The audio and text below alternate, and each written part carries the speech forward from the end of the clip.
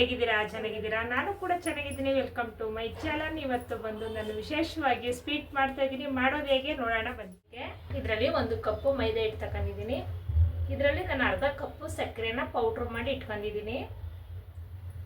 1/4 cup ಅಷ್ಟು ತುಪ್ಪನ ತಗೊಂಡಿದ್ದೀನಿ. ಬಾಲ್ಯವನ್ನು ಕೂಡ ನೆನೆಸುವಂಥ ಸ್ವೀಟು ಇದು. ಚಿಕ್ಕವರಿಂದ ದೊಡ್ಡವ್ರವರೆಗೂ ತಿನ್ನೋಂಥ ಸ್ವೀಟು ಇದು.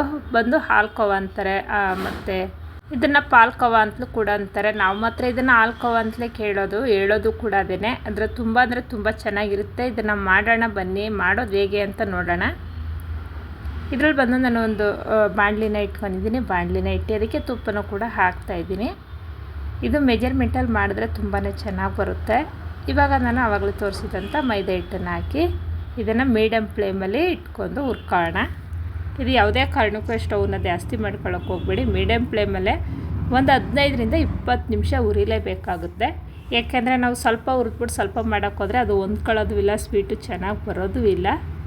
ಒಂದು 20 ನಿಮಿಷ ಈ ರೀತಿ ಹುರ್ಕೊಳ್ಳೋಣ. ಇಲ್ಲಿ ನಾವು ಚಿಕ್ಕವರಾಗಿದ್ದಾಗ ಈ ಸ್ವೀಟನ್ನು ರೂಪಾಯಿಗೆ 4 ಅಥವಾ ರೂಪಾಯಿಗೆ 1 ದೊಡ್ಡ ಸೈತು ಈ ಥರ ನಾವು ತಗೊಂಡು ತಿಂದಿದ್ದೀವಿ.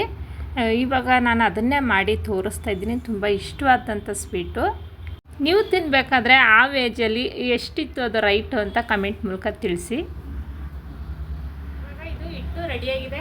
ಹುರಿದು ರೆಡಿ ಮಾಡಿ ಇಟ್ಕೊಂಡಿದ್ದೀನಿ. ಇದು ಮುಂದೆ ಸ್ಟವ್ ಆಫ್ ಮಾಡಿಬಿಟ್ಟು ಇದು ಮುಂದೆ ಏನು ಮಾಡೋದು ಅಂತ ನೋಡೋಣ.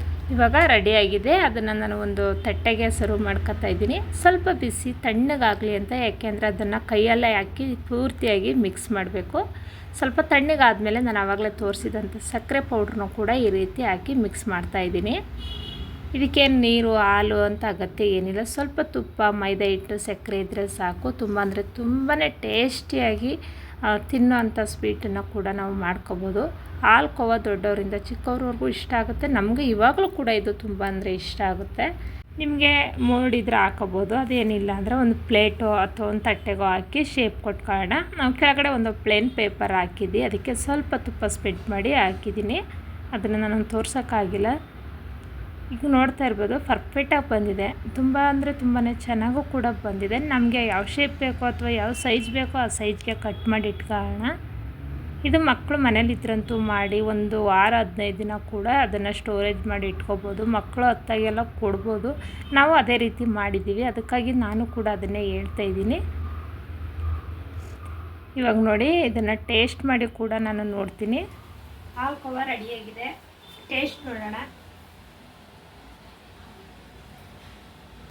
ನಾನು ಸ್ವೀಟ್ನ ಬಾಯಿಗಿಟ್ಟ ಮೇಲೆ ಏನು ಉಣಿಸ್ಬೇಕು ಅಂತಲೇ ಗೊತ್ತಾಗಲಿಲ್ಲ. ಅಷ್ಟು ತುಂಬಾ ಚೆನ್ನಾಗಿತ್ತು. ನನ್ನ ವಿಡಿಯೋವನ್ನು ನೋಡ್ತಾ ಇರೋದಕ್ಕೆ ಥ್ಯಾಂಕ್ ಯು. Bye bye.